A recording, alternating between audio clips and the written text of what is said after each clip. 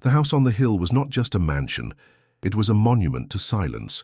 Its tall windows filtered the light as if the past were afraid of being seen. The heavy, ancient curtains held not only the dust accumulated over years, but also the whispers of a family that had long forgotten how to speak of itself. There, atop the city, surrounded by walls of heritage and velvet gates, lived Donna Antonia, widowed 3 times, mother to a son who never returned, grandmother to a girl who didn't know how to smile, and rich enough to believe everything could still be bought. It was on a stifling November afternoon that the pickup truck parked in front of the iron gate. The engine had barely stopped when the old woman's voice, rough as a millstone, was heard. "Put her in the back wing. No need to bring her to me now. My back is aching." The servants obeyed with the haste of those who had learned that questioning comes at a cost. The woman stepped out slowly. She was tall, black, her eyes as still as a forest before a storm. She asked nothing. Not even her name was spoken. She simply walked with her own steps, as if each one listened to the ground. A bundle on her back, her feet steady, and a silence around her that wasn't fear. It was dignity. They called her slave, not because time had turned backward, but because Donna Antonia's language had never learned to change. To her, names were titles of possession. The woman who arrived would be the new one responsible for cleaning the mansion. "Let her remove the musty smell from the portrait corridor," the old woman ordered, "and let her wash the chapel walls. They're green with neglect." No glances were exchanged, just orders, just echoes. Yet the girl, Antonia's granddaughter, watched.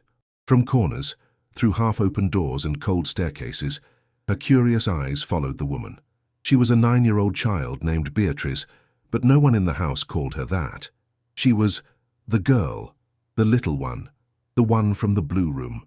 Since her mother died in a rushed childbirth and her father vanished to some country with promises of return, she lived there, among ruffled dresses and an absence of warmth. On the first night, the black woman slept in a small room beside the laundry. She didn't complain about the smell of expired soap or the crooked mattress. At dawn, before even the neighbor's rooster crowed, she was already up. She made no noise. She simply cleaned, but not like the others. Where others swept, she ignited. Where others wiped, she prayed. It was as if, with each gesture, she were unearthing something ancient, waking sleeping walls. Beatrice noticed first. One day, passing through the corridor leading to the library, she caught a new scent, not of cleaning products, but of wet earth. She stopped, breathed deeply, and for a moment she felt as if she were in a forest, despite being surrounded by dusty books and oriental rugs. From then on, she began following the woman's steps, always in silence, like someone learning to listen before speaking. By the 3rd week, Donna Antonia began to grow uneasy. "This woman doesn't speak." "That's dangerous," she muttered to the cook. "People who don't speak think too much, and people who think too much meddle in what they shouldn't." But she had no complaints. The mansion, once suffocated by smells and shadows, now seemed to breathe. The mirrors were clean, but more than that, they showed reflections that seemed to tell stories. One rainy afternoon, Beatrice approached the woman. She said nothing. She simply leaned against her while she scrubbed the chapel floor. It was the first time the woman looked directly into the girl's eyes, and in that moment a pact was made, without words, without promises, just a recognition, as if 2 pains had met and decided to walk together. That night, Beatrice dreamed of open fields, distant drums, and a woman dancing among trees, her arms raised to the sky. She woke with her heart pounding, as if an ancient memory, not her own, had been returned to her. At breakfast, she tried to tell her grandmother, but Donna Antonia merely scoffed. "Dreams are nonsense. Go study French."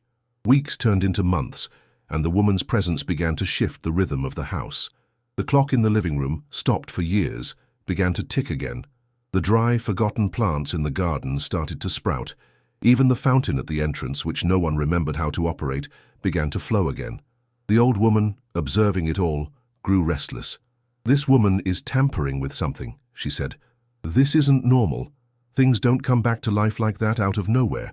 But Beatrice knew it was the woman, not because she cast spells or held hidden powers, but because she carried a strength that couldn't be measured with cold, white eyes. She healed with her presence, with her silence, with time, and with something more, with memory. One afternoon, while cleaning the attic, a place no servant dared enter, the woman found a wooden box. It was covered in tattered cloth and marked with a strange hand-drawn symbol. She didn't open it right away. First, she ran her hands over the lid, as if recognizing an old face. Only then did she lift it, slowly. Inside were letters, photographs, a leather-bound diary, all written by Donna Antonia's mother. And there, among the time-stained pages, a revelation.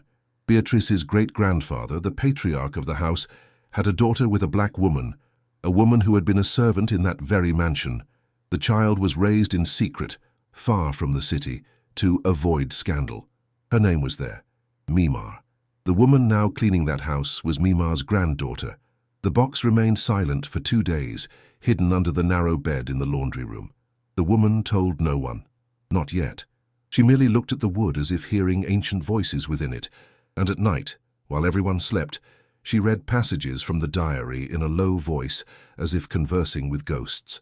Her hands glided over the words, as if caressing a child lost long ago. Beatrice, who had learned to move unnoticed, appeared there one night. She stood in the doorway, still, her eyes fixed on the scene. The woman saw her but wasn't startled. She merely made a slight, almost imperceptible gesture, beckoning her closer. Beatrice approached and sat beside her. The woman handed her one of the letters, yellowed and fragile, as if entrusting her with a secret. The girl read slowly. She didn't understand everything, but she felt. She felt that something there belonged to her too. Who was she? Beatrice whispered. The woman took her time to answer. Then she said, her voice low like the wind through leaves, "Your great-grandmother." And my grandmother. It was as if the air around the girl changed. For the first time she saw herself not just as the granddaughter of the old woman who ruled the house, but as the fruit of an older, more complex tree, a tree with roots in red earth, in the arms of women who don't appear in photographs. Donna Antonia began to fall ill, not from a physical ailment, the doctors found nothing, but from an unease she couldn't name. She felt watched, vulnerable. The house, once her fortress, began to feel hostile. The sound of the fountain irritated her ears. The clocks, now all ticking, made her anxious. "Everything is out of control," she grumbled. "This woman is tampering with the order of things." She summoned the lawyer. She wanted to revise her will. "I want to ensure the girl gets everything, and that this woman leaves when I die." The lawyer listened in silence, as always, but as he left, he cast a final glance at the old woman, as if he knew nothing there would be the same. Meanwhile, Beatrice and the woman became inseparable. Slowly, the girl began to speak more. She asked questions, shared dreams, drew. One day, she drew 2 women holding hands under a tree with roots intertwining beneath the earth. She showed it to the woman, who looked at it for a few seconds before saying, "That tree exists." "Where?" The woman didn't answer. She simply smiled. For the first time, on a rainy morning, the woman took Beatrice to the back of the property, where the vegetation grew wild. They passed through an iron gate hardly anyone used, and followed an old path covered in leaves and moss. There, in the midst of the undergrowth, stood a tree, enormous. Its trunk so wide 2 people couldn't embrace it fully. The girl stopped. Her heart raced. It was the tree from her drawing. "This is where Mimar was born," the woman said. Beatrice touched the trunk. She felt a warmth emanating from the wood, as if time pulsed there, as if forgotten stories wanted to break free from the bark. The woman then took a small cloth from her pocket. Inside was an old ring, tarnished silver, a blue stone in the center. She handed it to the girl. It was hers, Mimar's. Beatrice held the ring as if holding a truth. That same day, Donna Antonia summoned the woman. "You've been disturbing the silence of this house. Everything here is strange. The girl, she talks too much, and you're not what you seem." The woman said nothing. She simply looked the old woman in the eyes, a look without challenge, but with presence. A look that said, "I know who you are, even if you don't know who I am." "I want you to leave," Antonia said. "Today." The woman didn't move. She took one of the letters from the attic out of her pocket and placed it on the old woman's table. Antonia's eyes widened when she saw the handwriting. She recognized it immediately. "Where did you find this?" "In the attic, with your mother's diary." The old woman trembled. She stood with difficulty, as if the weight of age had doubled suddenly. She sat again, looked at the woman.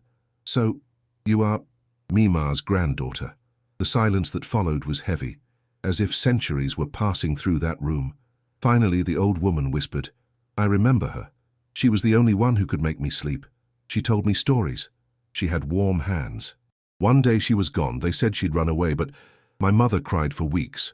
The woman nodded, then turned and left. She said nothing more. The next day, Beatrice went to the woman's room, but it was empty. The bed made, the box gone. She ran through the house, desperate, searched by the tree. Nothing, as if she'd been carried away by the wind. Donna Antonia remained silent for days. She received no visitors, gave no orders. She simply sat in the garden, staring at the sky. One day she called her granddaughter. "I want to show you something." She took the girl to the study, the one she only entered for business. She opened a secret drawer in the desk and pulled out an old photograph. Two children, one white in a lace dress, the other black with braids and a wide smile. That was Mimar, and that was me. Beatrice held the photo. She recognized the woman's eyes in the child in the picture, and she understood everything. Donna Antonia then said, "I changed the will. The house is yours now, but I want you to plant something here, near the tree." The girl nodded, and so, weeks later, with the help of the lawyer and the cook, Beatrice planted a baobab next to the ancient tree. On the day of the ceremony, she wore the blue ring. In silence, she placed a small stone at the base of the new sapling, hand-carved with a name, Mimar. The baobab took 3 years to reach the height of a man. Its broad leaves swayed in the wind as if conversing with time. Beatrice visited it every day after school. She sat in its shade and wrote in a red notebook, a gift from the cook. She wrote not only about what she saw, but what she felt. Sometimes she drew. Other times she just sat in silence, listening to the roots breathe. Donna Antonia aged at a pace opposite to the tree. Her steps grew shorter, her hands shakier, but her gaze, once so stern, softened. She began to listen to her granddaughter's stories with attention, even when the girl spoke of things she didn't understand. When Beatrice told her about dreams of the woman dancing among trees, Antonia simply nodded and said, "She's still here, somewhere." Slowly, the old woman began to give away the house's possessions. She ordered the donation of old dresses, silver cutlery, paintings of relatives whose names she no longer recalled. She said it no longer made sense to keep so many dead things. She asked that the mirrors be kept clean, that the sun be let in, that the windows be opened. It was during this time that Beatrice began to write a story. It was about a very old house, where a silent girl, an old woman who forgot names, and a woman who healed the floor lived.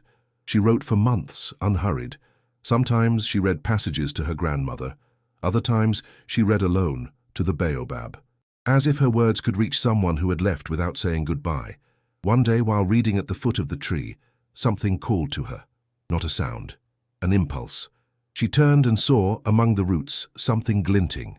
It was a small, rusted key, tied with a thread of blue fabric. Beatrice picked it up carefully. She knew the tree didn't keep things by chance. She spent the following days searching for locks around the house. She tried the basement, the old cabinets, the desk drawers. Nothing. Until by chance she pushed the frame of a forgotten portrait in the library, a portrait where Antonia appeared as a child, and found a small door built into the wall. The key fit easily. Inside was a chest, not large but heavy. She opened it cautiously. Inside was a folded cloth, ancient, handmade, and a rag doll.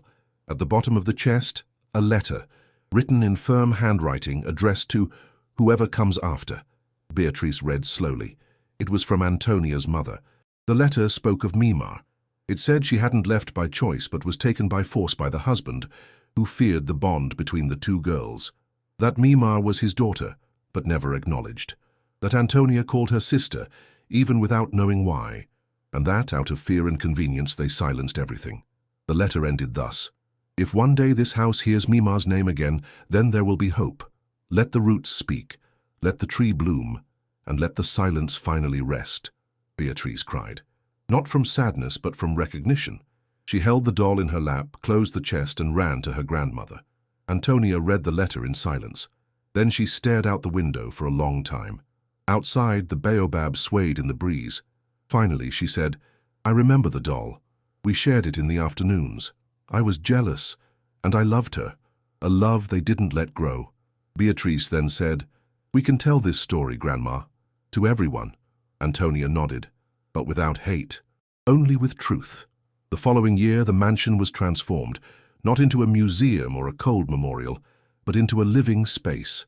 The library became a public reading room. The garden gained benches, and the baobab, a plaque with words handwritten by Beatrice herself. "Here rest the stories that insist on living." At the entrance, an exhibit told the story of Mimar, the tree, and the women who passed through that house unseen. There were photographs, drawings, letters, and the doll, displayed under simple glass with a modest caption, "She came back." Beatrice grew up. She became a writer. Her first publication was the story that began at the foot of the tree. At the launch, she wore the opaque blue ring. In the dedication, she wrote, "To Mimar, who cleaned the mansion but washed far more than the floor." Donna Antonia died in peace years later, seated under the baobab, her head resting on her granddaughter's shoulder. When they found her, she held a leaf from the tree and on her lips a faint smile. She was buried beside the root, as she had requested, and the woman, the one who arrived without a name, without words, without promises, was never seen again. But every year, on the day Mimar was born, someone left a small blue cloth bundle with a stone inside at the foot of the baobab. No one knew who it was, but Beatrice always smiled when she saw it, because some presences don't need to be seen, only felt. And in that house now alive, time followed a different rhythm, an ancient rhythm of muffled drums and deep roots, a time where even silence learned to tell stories.